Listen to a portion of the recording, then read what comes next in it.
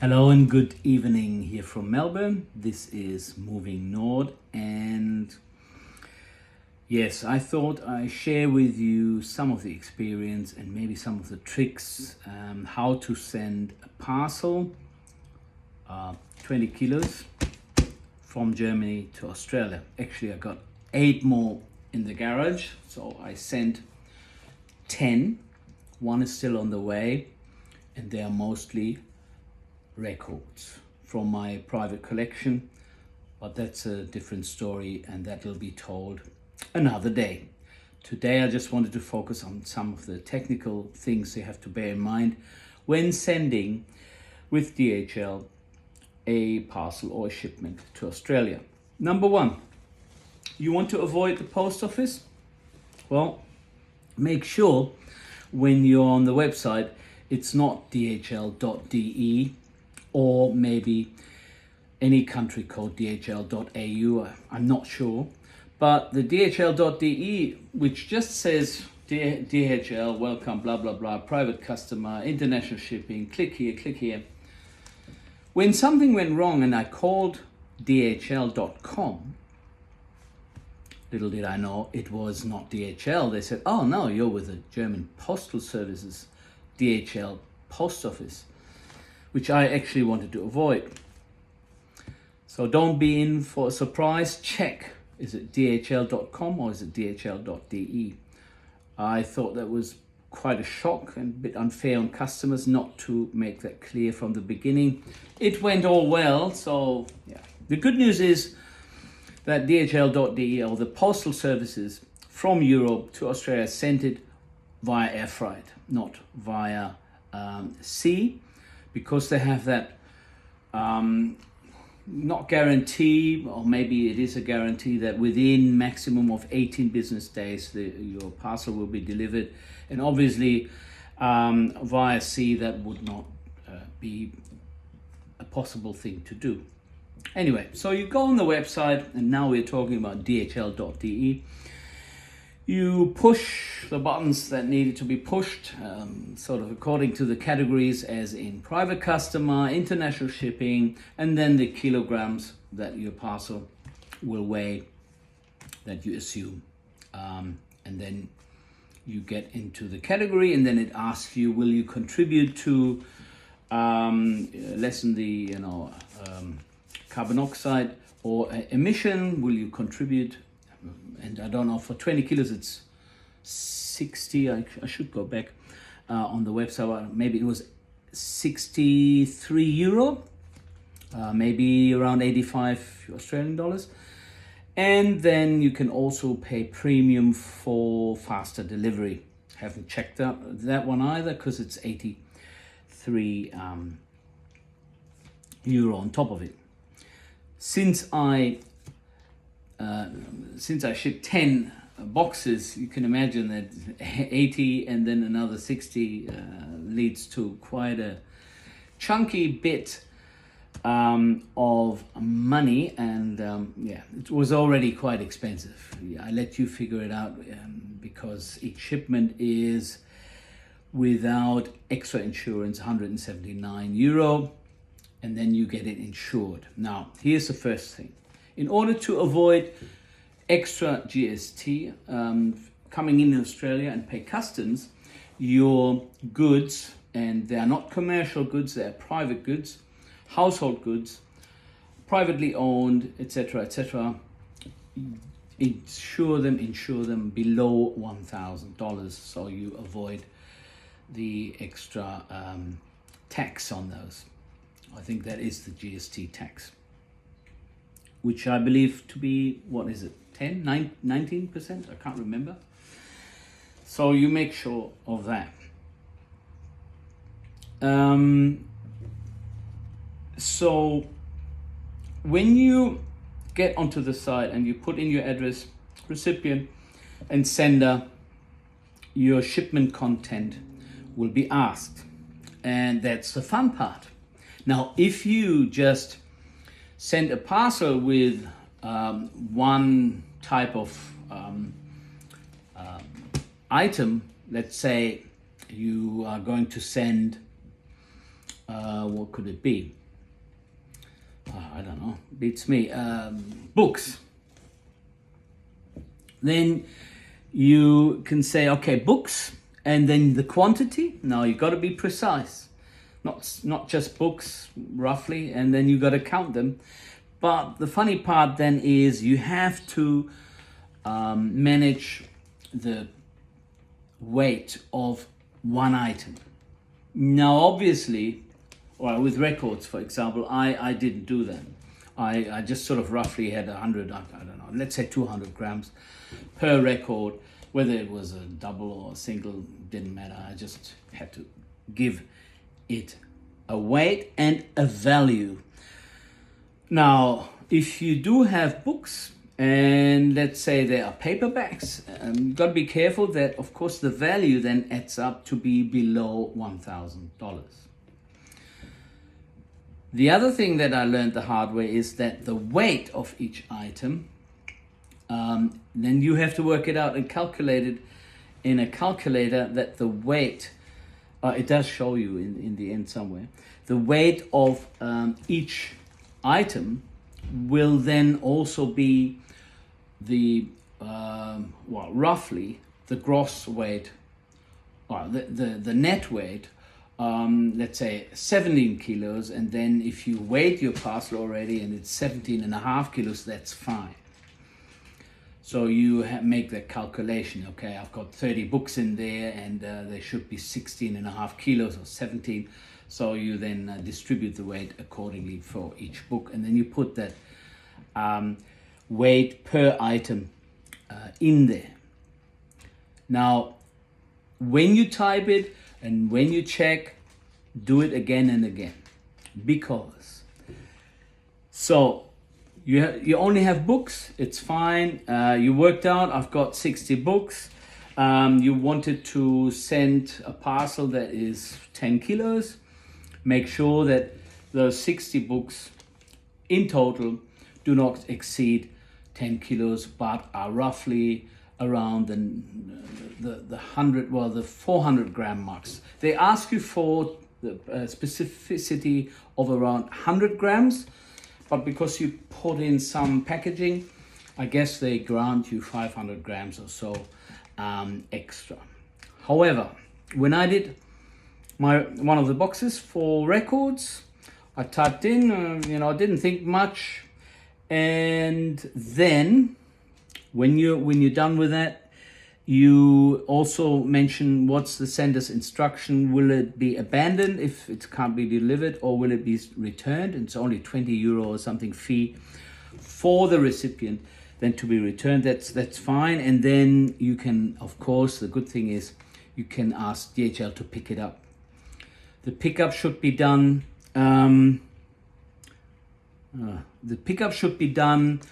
A day earlier. I think the last you can sort of book them for in Germany is 9:45 p.m. But I guess the earlier the better. So that's quite good. It's within a day, basically, the day before, and you can manage that. That's very good. Anyhow, then you click continue to the shopping cart once you put in the information, and then they ask you to provide the details for payment. And then you pay, and then you print out. You gotta have a printer at home to print it out. You gotta print out two things, and one is your code for customs. Looks a bit like this, and that needs to go in a little pouch, adhesive pouch at the side of the box. And then the other one is what the delivery guy, or woman actually in my case, needs, the scan and the code on top of the parcel. All right, so the code plus the details here goes on top, and then for customs it goes on the side. So make sure you go to the post office and ask for those see-through envelopes that you can It'll stick there, so that'll be fine. Okay, back to my problem. So I did all that. I checked, and first I really didn't know that I had to put the code there and then this one on the side, but now you know. And there will be also a copy for you to keep. So make sure that, you know, you cut it. You can see that here. You cut that and you keep that, and then that's for your own documents. So that goes on top. However, I made a mistake. So I must have typed the wrong weight for one of the for the record, and I realized the weight of the parcel was still the same because I put it down on a scale and was, I can't remember, 19 kilos. But on the actual customs declaration, it only said that the vinyl total of the weight of the vinyls was only 10 kilos. So I was really arguing with myself. Should I tell them? Should I just let it go through? Because I thought anybody with a clear mind would say, oh, there's a mistake, blah, blah, blah, blah, blah, blah. Anyhow, I called customer service. That's where I found out it's I wasn't with the DHL. I was with DHL Post, German post office. Anyhow, and then they said, "No, we can't change anything. So be aware that once you paid and once you got this all printed out, that's it." And I was so shocked and I was so silly as well that I didn't think straight and didn't think smart. I didn't know what to do, and I just said, "Okay, thank you. I can't cancel the delivery for this particular parcel because I will be leaving the next day to go back to Australia." And then I was. So there's a bit of a saga then. The next day I was still worrying about this. The delivery woman came to pick it up, and I didn't do the right thing with the codes. Now we know it's on top and on the side, so I just didn't know. And then she said she'll be back to pick up the boxes when this is done. There were actually 2 boxes only that needed to be fixed up. The rest was sort of pretty all right. But then I learned something else. That you have to cover, I don't know whether that's internationally, but in Germany, minimum of 50, recommended is 80% brown paper, not just the tape around it. So I had it taped like, as you can see, I had the box taped like this, but they said no. Then it is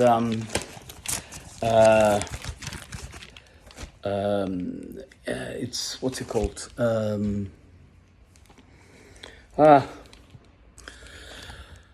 Bulky or oversized luggage, parcels.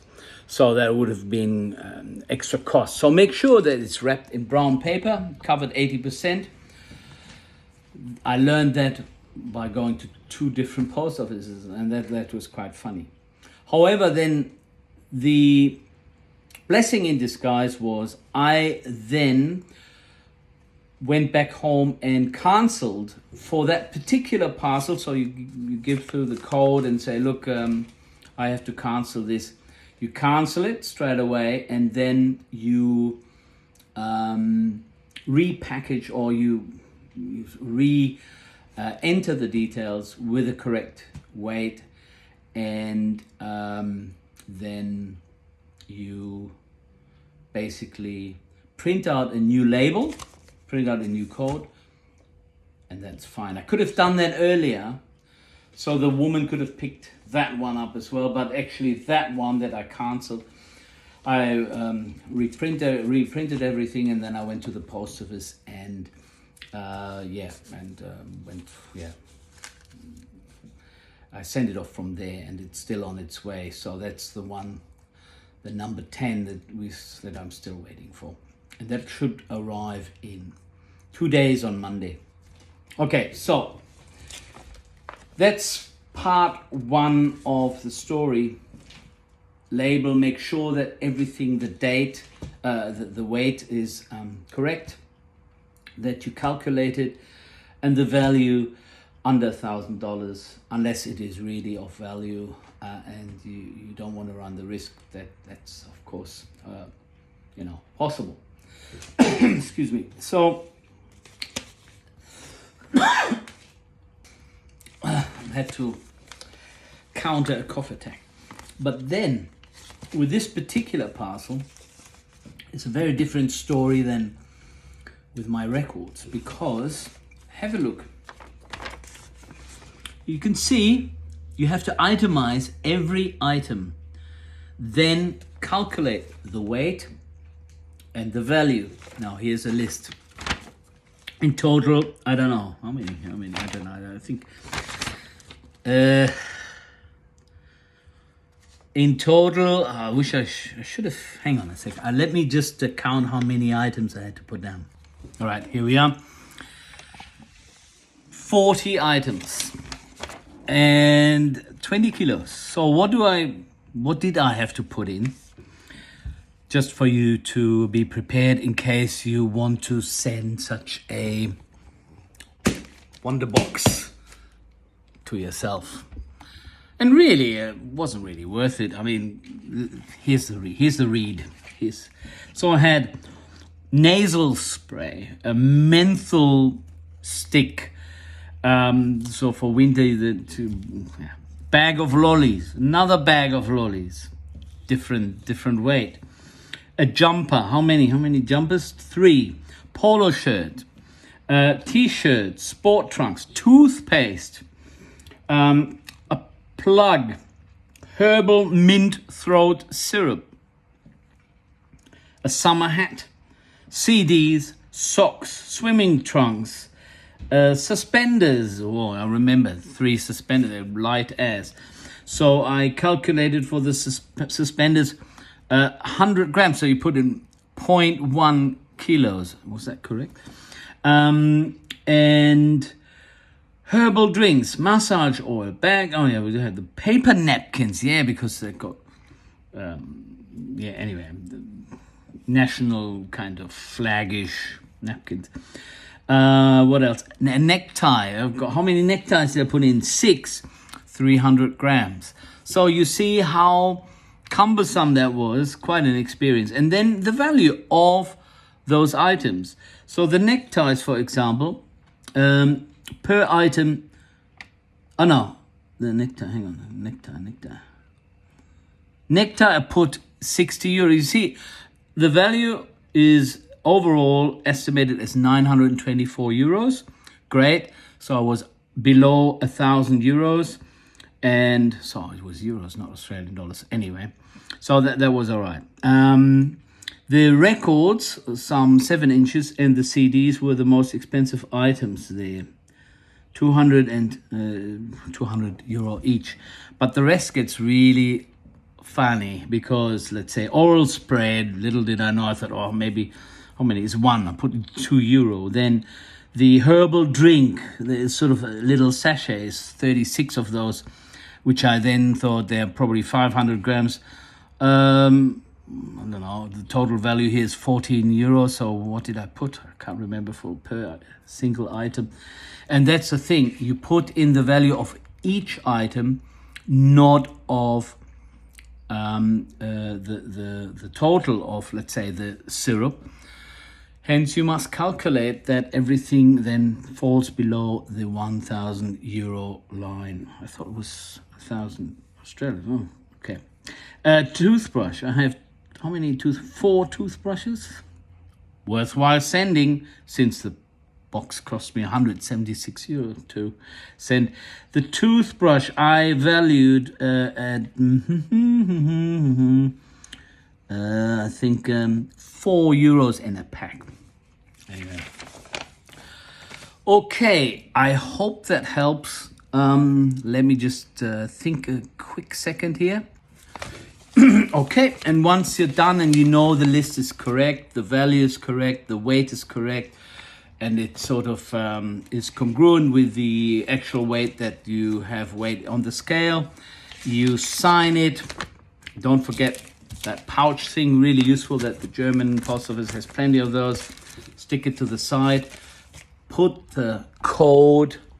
You get that printed 2 pages. You put the code for the delivery, for the delivery pickup on top. And the same would be then also for the post office. You got the code on top and the customs, the itemized list put to the side. Remember, brown paper. The other thing is, of course, quite important, when you fill in the information online at DHL, it's got to be in the target language. So in this case, Australia is English. But if you would send it to Sweden, to Prata Svenska, or to Korea, then 한국말 알아요? 몰라요? 문제 있습니까? Okay. Oh, 없어요. Better. All right. That's it for me.